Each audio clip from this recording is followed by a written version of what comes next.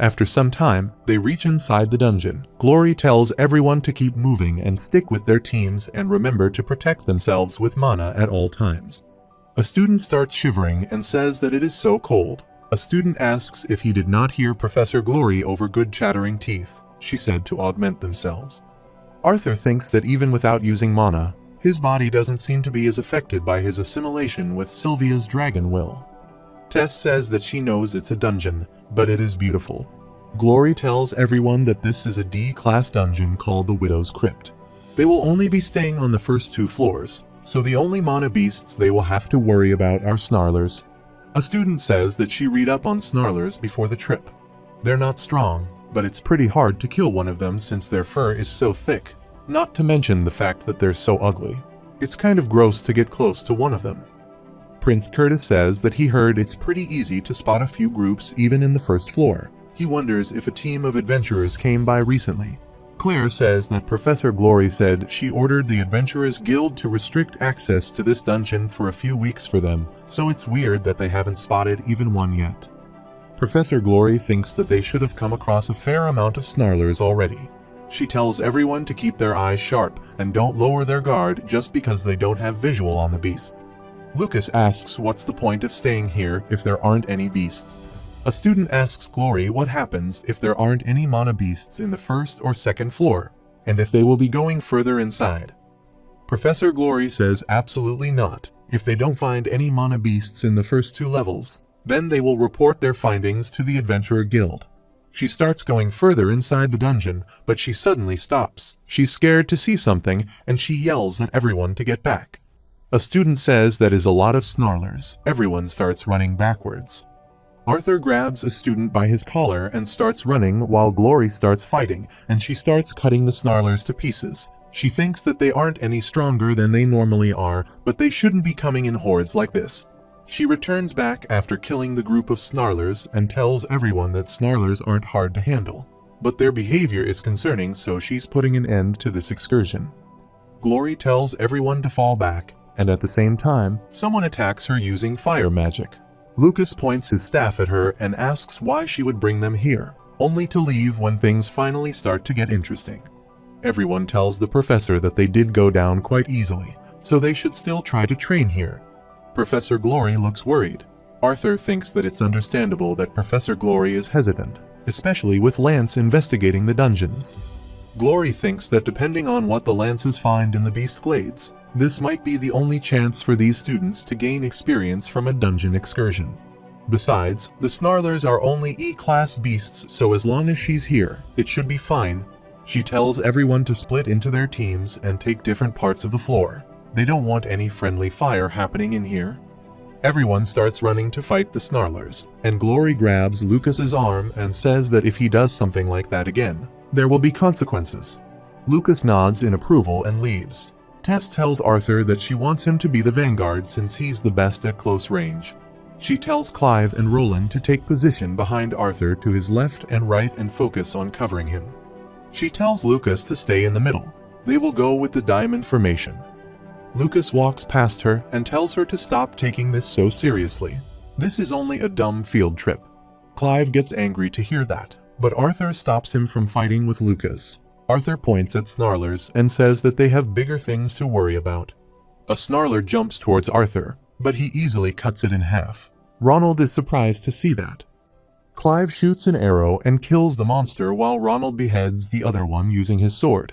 Lucas uses his staff to shoot fire at the Snarlers. A Snarler is about to attack him, but Tess grabs it using her binding magic and beheads the Snarler. Professor Glory is monitoring everyone. She thinks that everyone is holding up well thanks to their training in class. But they are not used to prolonged battles, and the number of Snarlers keep on increasing. She tells everyone to follow their leaders. They are going back. Tess tells everyone to fall back. While running backwards, Ronald slips and falls on the ground. Tess calls Arthur, but he tells her to keep going. The Snarlers grab Ronald, and he starts screaming for help. Arthur thinks that he needs a single powerful strike. He never got to test it out on Tobai. Arthur grabs his sword and tells Ronald to grab onto something.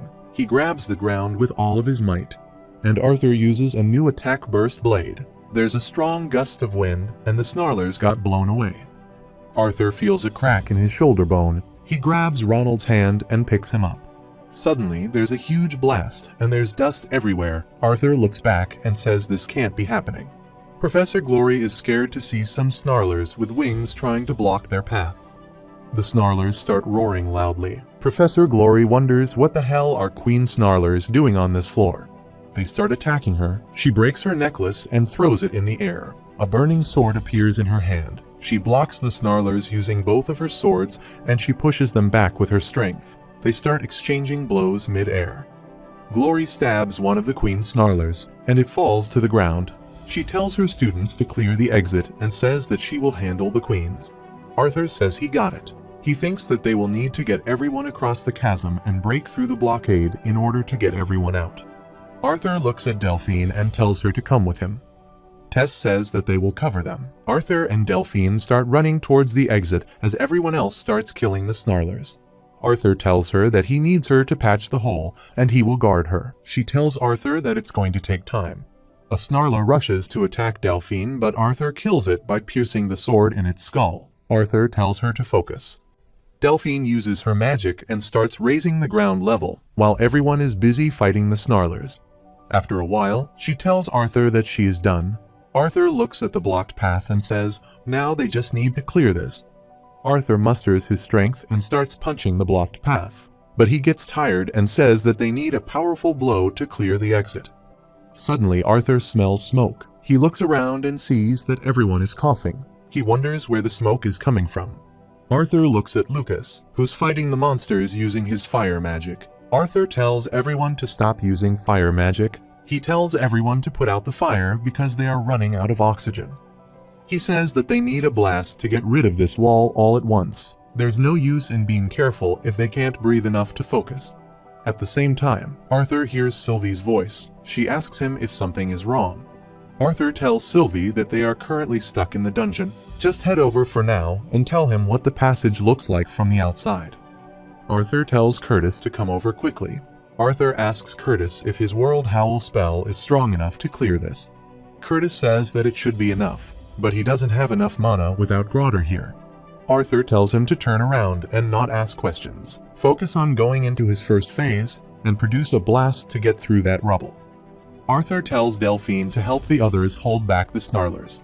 Arthur remembers that mana transference has been studied for years, but it was declared a lost cause. Even if someone specializes in the same element as another mage, the mana inside their bodies is not exclusive to that particular element. But since he's able to manipulate all four elements, he can mimic the types of mana and control the ratio of each element. He hasn't fully mastered this and only tried it a couple of times. Arthur places his hands on Curtis's back and starts transferring his mana to his body.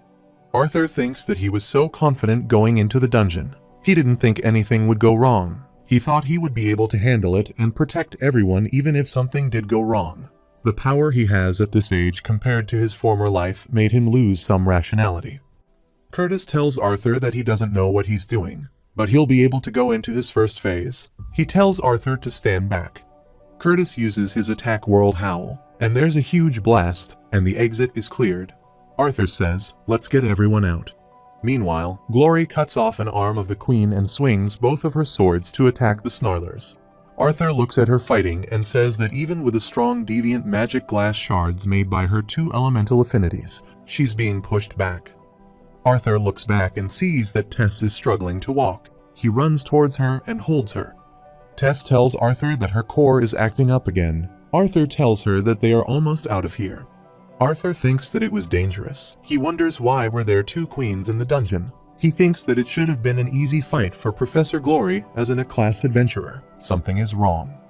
Suddenly, the ground starts shaking. Arthur looks back, and he's shocked to see something. Professor Glory kills one queen snarler, and she's scared to see something in front of her. Something spits out the second queen snarler and throws it on the ground. Another scarier and bigger monster appears out of nowhere from the dungeon. Glory yells at everyone to get out. The monster attacks her with its claw. It grazes her, and she gets blown away. She skids on the ground and stops herself using her swords. There is a scar on her face. The monster rushes to attack the students, but Glory stabs the monster using her magic. Arthur thinks that this is not good. Professor Glory might not make it out of it alive. Claire tells Arthur to get out of there. Curtis says that they need to leave, and Arthur tells Claire to get Tess out of there. Curtis grabs Arthur's arm and says that he knows he's a dual elemental mage, but doesn't want to be stupid. Arthur conjures fire, and Curtis is startled to see that Arthur's arm is on fire as he tells them to leave. Claire asks if she is seeing things, and she says those are real flames. Glory is fighting the monster and thinks that she knows some mana beasts eat each other, but she has never heard of them evolving like this after. Arthur tells Glory to duck, and he attacks the monster using fire. Glory is surprised to see that, so she tells Arthur to leave. Arthur says that he is also a fellow professor, so he can't do that. The monster starts roaring, and they both get pushed back. Arthur says that he noticed earlier that none of her attacks were able to get through. Glory asks if he is making fun of her. Arthur says that he just wanted to give it a shot himself. Glory attacks the monster again, and the attack hits the face. She says that this thing won't follow them out of the dungeon. They just need to weaken it enough so that they can escape. Arthur tells her to keep it busy for 10 seconds. He grabs his sword, and there's fire and electricity emitting from him. Suddenly, Arthur attacks the monster using Burst Blade Storm. Arthur can feel the bone popping out of place, and he loses his grip on his sword. The monster attacks Arthur, but Glory grabs him and starts running towards the exit. Arthur's blade gets stuck in the monster. They reach near the exit. Arthur can barely walk. Arthur looks back and sees that the monster is still crawling towards them. It stabs Arthur on his leg. Glory is shocked to see that. She grabs her sword, but Arthur is alarmed to see something. He tells at her to stay back. Suddenly, there's a huge blast and the ground shatters. Arthur starts falling in the dungeon. He tries to grab some rocks in his way down but fails. Arthur thinks that there's no choice but to survive the fall. He starts using wind magic to reduce his speed. He uses the attack wind tornado on the ground and reduces his falling speed. Arthur strikes the ground and he's severely injured. Arthur is bleeding and his clothes are torn.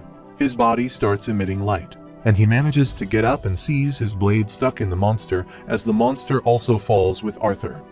Arthur stretches his arm and thinks that he has enhanced senses, and now he has regenerative ability because of Sylvia's beast will. Arthur pulls the sword out of the monster. He looks at the hole above and thinks that even at full strength, it would be hard to climb back up.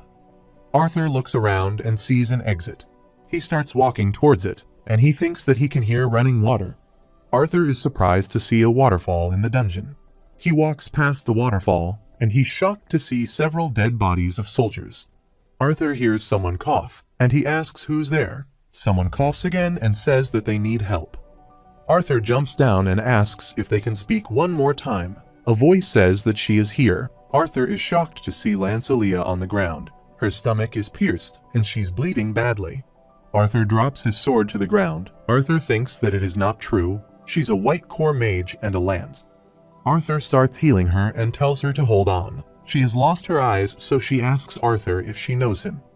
He tells her that he is Arthur, the boy she met at Xyrus Academy. She said he would be the same age as her brother. Aaliyah asks how did he get here. She starts coughing.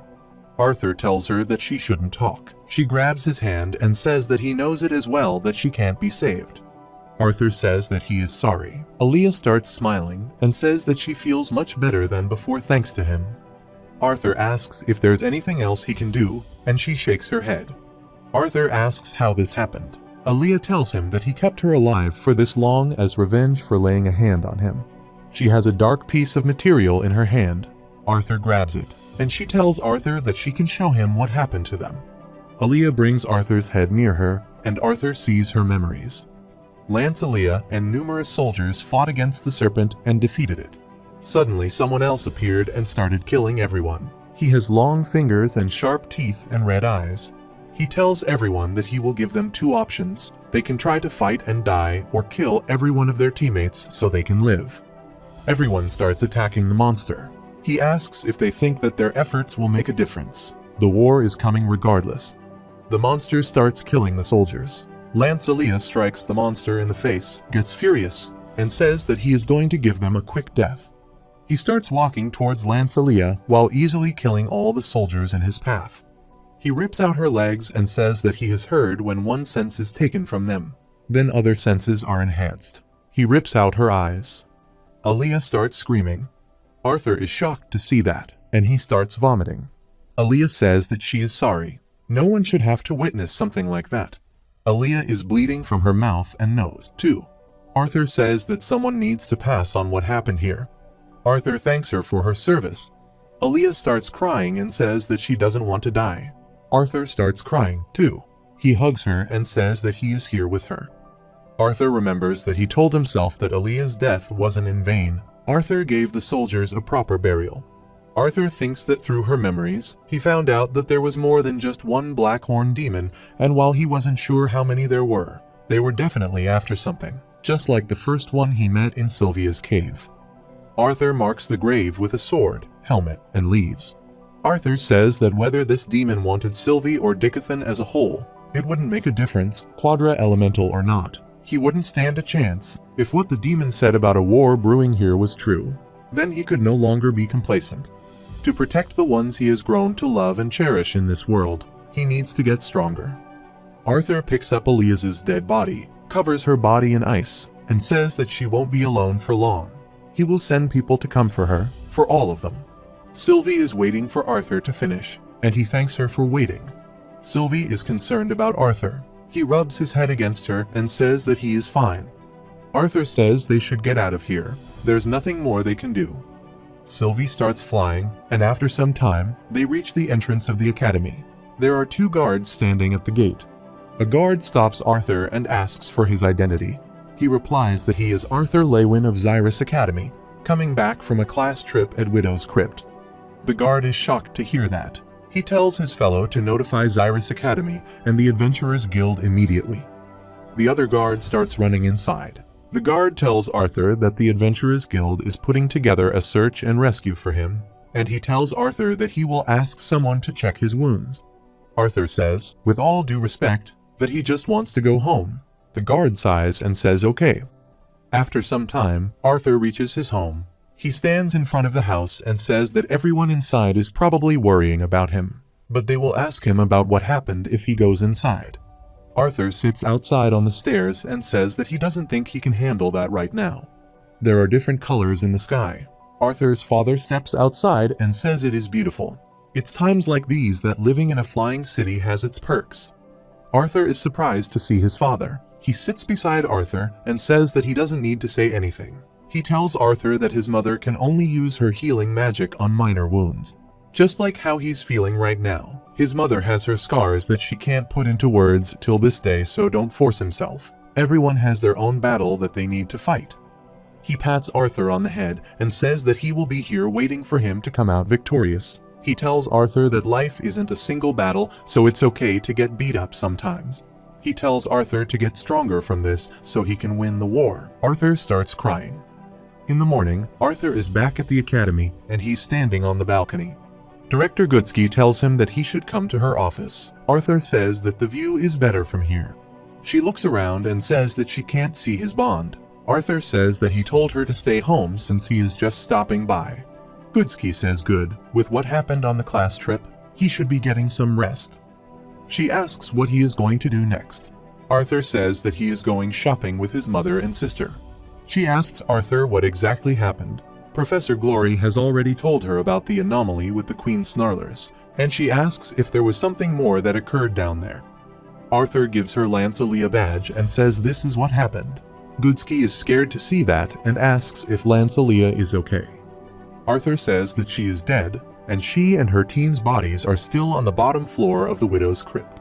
Goodsky thinks that they must be here. She asks Arthur if he saw what caused this. She turns around and tells Arthur that this is beyond him. The council and the rest of the Lances will handle the situation from this point. Arthur says let's hope that is the case.